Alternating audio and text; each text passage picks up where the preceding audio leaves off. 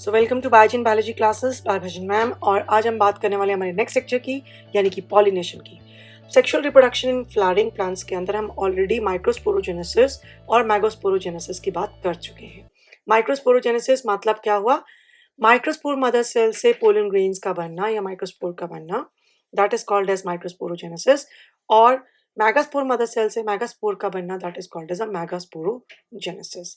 सो megaspore का बनना यानी कि अगर हम बात करें तो it's not only megaspore, it's a female gametophyte basically. So right word is megaspore mother cell से फीमेल गैमेटोफाइट का बनना इज कॉल्ड एज मैगास्पोरोजेनेसिस।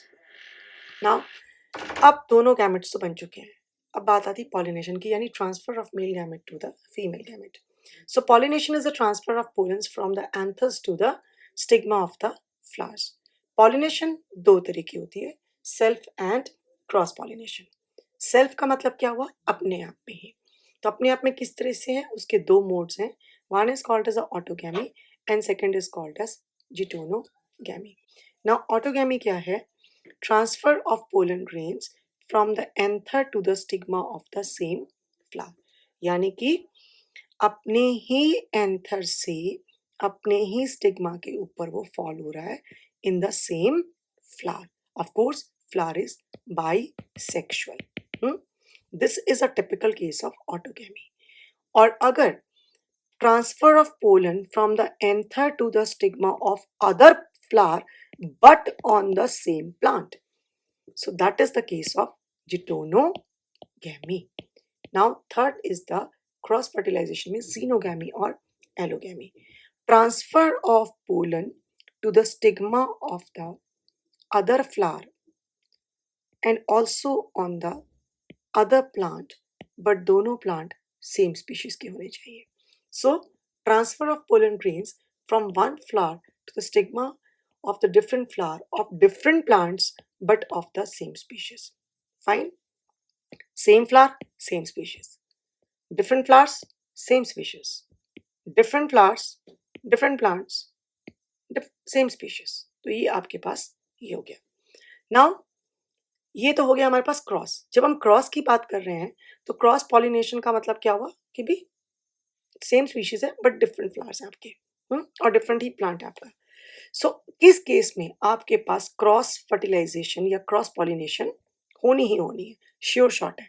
तो उस केस में पहला केस है अगर तो यूनिसेक्सुअल फ्लावर्स हैं, यानी मेल और फीमेल फ्लावर्स जो हैं वो अलग अलग हैं, और प्लांट बाइसेक्सुअल है, यानी एक ही प्लांट में मेल भी है और फीमेल फ्लावर्स भी अलग हैं। जैसे पाइन्स के केस में male cones and female cones अलग अलग होते हैं बट दोनों एक ही प्लांट के ऊपर हैं। So that is a case of bisexual plant and unisexual flowers. Chances of cross fertilization are very very high.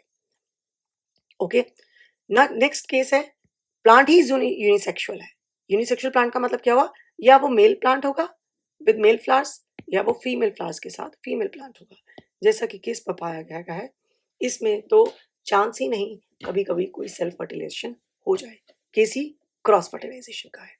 Now इसके अलावा chasmogamous flowers open flowers, cleistogamous flowers close flowers. तो मैं इसको ऐसे लर्न करती थी, क्लिस्टो क्लोज से लर्न कर लिया, क्योंकि I also use to confuse between chasmo and cleisto. तो क्लिस्टो वर्ड क्लोज। अब क्लोज फ्लावर है, अगर फ्लावर है ही क्लोज्ड है तो चांसेस ऑफ सेल्फ फर्टिलाइजेशन और autogamy is very very high. Fine. तो अब मैं वर्ड देखो सेल्फ फर्टिलाइजेशन और ऑटोगैमी यूज कर रही हूँ। अब सेल्फ फर्टिलाइजेशन में तो आपके पास जिटोनोगैमी भी आ जाती है, तो दैट इज वाई अगर स्पेसिफिकली बात करें तो ऑटोगैमी की करेंगे। सो ऑटोगैमी में अगर ऑटोगैमी होनी है तो फिर क्या होना चाहिए जी?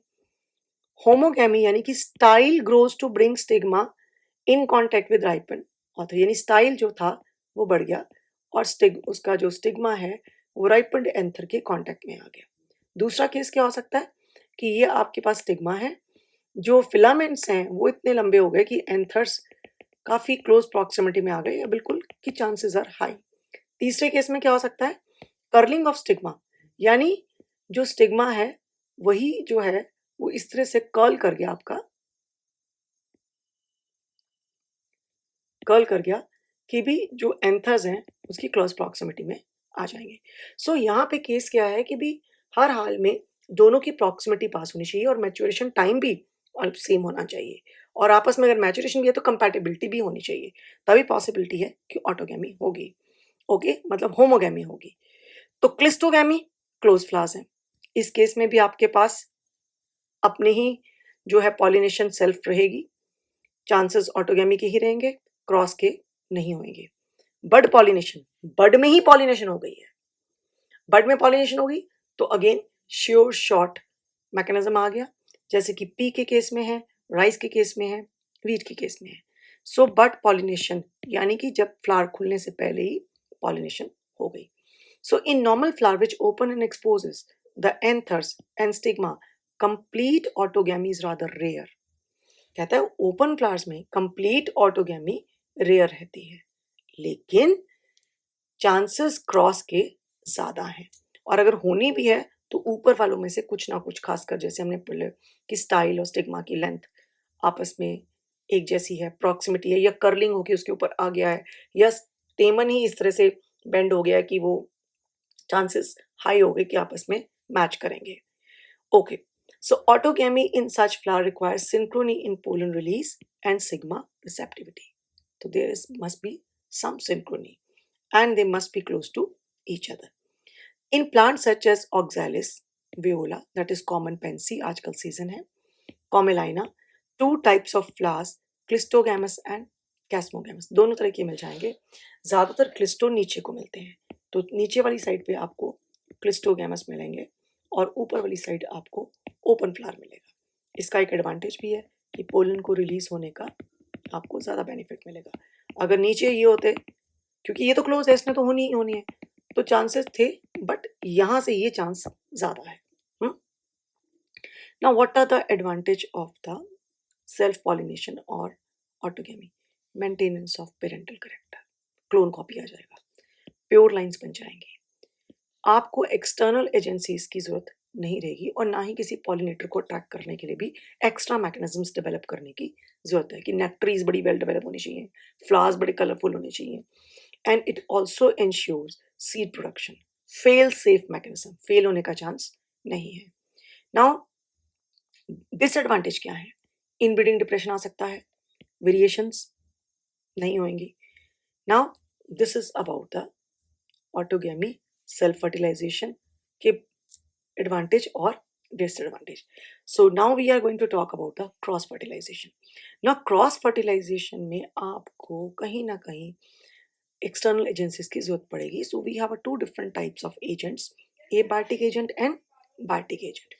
abiotic agent में wind, अगर wind से pollination हो रही है तो we call it as anemophily, water है तो we call it as hydrophily.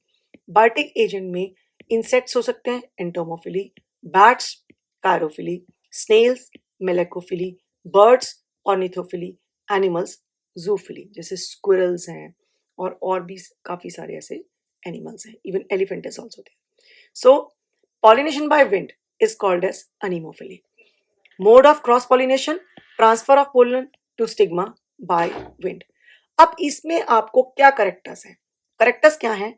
Flower small होंगे, इनकॉन्स्पिक्वस होंगे, नॉन इसेंशियल पार्ट्स रिड्यूस्ड और एब्सेंट, मतलब कि सैपल्स और कैलिक्स जो हैं वो या रिड्यूस होंगे या एब्सेंट होंगे, और फ्लावर्स जो हैं आपके पास वो ज़्यादा कॉन्स्पिक्वस होने की, ज़्यादा शोई होने की जरूरत नहीं है। फ्लावर्स कलरलेस हो सकते हैं, वाइट हो सकते हैं, ओडरलेस होंगे, नेक्टरलेस होंगे। In case of unisexual flower, क्योंकि विंड एबायोटिक एजेंट हेल्प कर रहा, बायोटिक नहीं कर रहा, तो ये सारे रिवार्ड्स बायोटिक को के लिए जरूरी है, एबायोटिक के लिए नहीं। अगर वो यूनिसेक्सुअल फ्लावर है तो मेल फ्लावर्स अबंडेंट, बाइसेक्सुअल है तो स्टेमन ज्यादा होंगे, क्योंकि अगर पोलन विंड से रिलीज होंगे तो फॉल आउट का चांस बहुत है, तो मतलब कि एफिशिएंसी पॉलिनेशन की ज्यादा हो, इसकी वजह से या तो मेल फ्लावर्स अबंडेंट हो जाएंगे, और अगर बाइसेक्सुअल है तो स्टेमन्स आपके ज्यादा होंगे। पिस्टल जनरली यूनी ओवुलेटेड, क्या मतलब हुआ? उसमें एक ही ओव्यूल होगा। अगर मल्टीपल ओव्यूल हुए तो उसका मतलब मल्टीपल पोलन ग्रेन्स चाहिए आपको, और ऑलरेडी यहाँ पे वेस्टेज जो है वो ज्यादा होने के चांस है, तो कुदरत ने ज्यादातर प्लांट्स के अंदर क्या किया? यूनी ओवुलेटेड कर दिए। Anthers versatile, now versatile anthers क्या होते हैं? इस तरह से आपके पास यहाँ पे अटैचमेंट आ गया, मतलब इधर से यहाँ से, ताकि वो आराम से अपने पोलन्स को डिस्पर्स कर सके। तो ये हो गया। सो वर्सेटाइल एंथर्स हो गए। Okay, now in some cases like you have the Artica, anther bursts suddenly to throw the pollens, gunpowder mechanism. Again optional है, अगर कोई बाई चांस कभी जानना ये गन पाउडर मैकेनिज्म क्या है कि बस्ट हो गए अचानक ऐसे पाउडर की तरह रिलीज हो गए। नाउ पोलन्स कैसे होने चाहिए, पहले हमने बात करी फ्लावर कैसे होने चाहिए। फ्लावर्स को ज्यादा कॉन्स्पिकुअस होने की जरूरत नहीं है, ज्यादा शोई होने की जरूरत नहीं है, कोई उनको नेक्ट्रीज वगैरह की ज्यादा जरूरत नहीं है। फाइन, छोटे हो गए चलेंगे, नॉन एसेंशियल पार्ट्स भी छोटे या एब्सेंट कुछ भी हो सकते हैं। अब पोलन्स कैसे होने चाहिए, लाइट होने चाहिए, डस्टी और विंग्ड होने चाहिए, स्मॉल होने चाहिए और दूर तक ट्रैवल कर सके, यानी कि लाइट भी होने चाहिए और ज्यादा रिलीज होने चाहिए। So they can be thrown to a distance even two kilometres. और एक बहुत इंटरेस्टिंग फैक्ट है, पाइन्स के केस में pollen grains are found hundreds of kilometres away from the parent body. मतलब आप ये सोचिए काफी दूर दूर तक वो चले जाते हैं। फिर ये तो हो गया पोलन। अब पोलन ग्रेन्स ड्राई होंगे, स्मूथ होंगे, नॉन स्टिकी होंगे, नॉन वेटेबल होंगे। नहीं तो अगर बारिश होगी वेट होके सब बैठ जाएगा वो तो नीचे, अगर लाइट होगा तो उड़ता रहेगा, या स्टिकी नहीं है तो कहीं पे ऐसा नहीं कि कहीं गिरे और कहीं पे स्टिक हो गया आगे चले ही नहीं। So non sticky and unwettable, dry and smooth ज्यादातर। स्टिग्मा कैसा होगा, हेयरी, फेदरी और branch to catch the wind borne pollens. Flower कैसे हुए, पोलन्स और पोलन ग्रेन्स कैसे होंगे, स्टिग्मा कैसा होगा, large thread like stigma and styles of cobs of maize hang in air to catch the pollens. छल्ली, जो कॉर्न कॉब होता है उसके ऐसे बाल बाल से जो निकले होते हैं, सो बेसिकली वो लार्ज थ्रेड लाइक जो है स्टिग्मा की ही एक्सटेंशंस हैं, और स्टिग्मा एंड स्टाइल की एक्सटेंशन, मतलब स्टाइल लंबा हो गया और स्टिग्मा आगे है ताकि वो पोलन्स को कैच कर सके। सो anemophily, highly wasteful and non-directional. Next we come to hydrophily, that will take up in the next lecture. तो आज हमने क्या क्या कर लिया, आज हमने करा सबसे पहले pollination, autogamy, geitonogamy and autogamy में हमने किया अगर पोलन सेम फ्लावर से और same stigma, same anther, same flower. Geitono में क्या किया, एंथर स्टिग्मा डिफरेंट फ्लावर का, सेम प्लांट। क्रॉस में क्या किया, एंथर स्टिग्मा डिफरेंट फ्लावर का और डिफरेंट प्लांट पे बट सेम स्पीशीज का। फिर एडवांटेज क्या की, प्योर लाइन हो जाएगी और ऑटोगैमी होगी। जरूरत नहीं है आपको एक्सटर्नल एजेंसीज की, ज्यादा शोई होने की भी जरूरत नहीं है, और फेल सेफ मैकेनिज्म है कि सीड तो बन ही जाएगा और वेरिएशंस पर नहीं आएंगी। क्रॉस फर्टिलाइजेशन में वेरिएशंस आएंगी, वायबिलिटी बेटर हो जाती है आपकी, क्योंकि जीन्स जब मिक्स होंगे तो, और एवोल्यूशनरी व्यू बेटर सर्वाइवर्स साबित होते हैं। कैस्मोगेमस फ्लावर्स क्या होते हैं, ओपन फ्लावर्स, ज्यादातर केस में उनमें क्रॉस फर्टिलाइजेशन रहती है। क्रिस्टोगेमस क्लोज फ्लावर्स, ठीक है। और अगर फ्लावर यूनिसेक्सुअल है और यूनिसेक्सुअली प्लांट है तो श्योर शॉट है जी क्रॉस होगी। बर्ड पॉलिनेशन है, श्योर शॉट है कि ऑटोगैमी होने के चांस है। फाइन, फिर हमने डिस्कस किया ऑक्सैलिस, वियोला, कॉमेलाइना। एनसीईआरटी की एग्जांपल्स हैं, लर्न करनी है।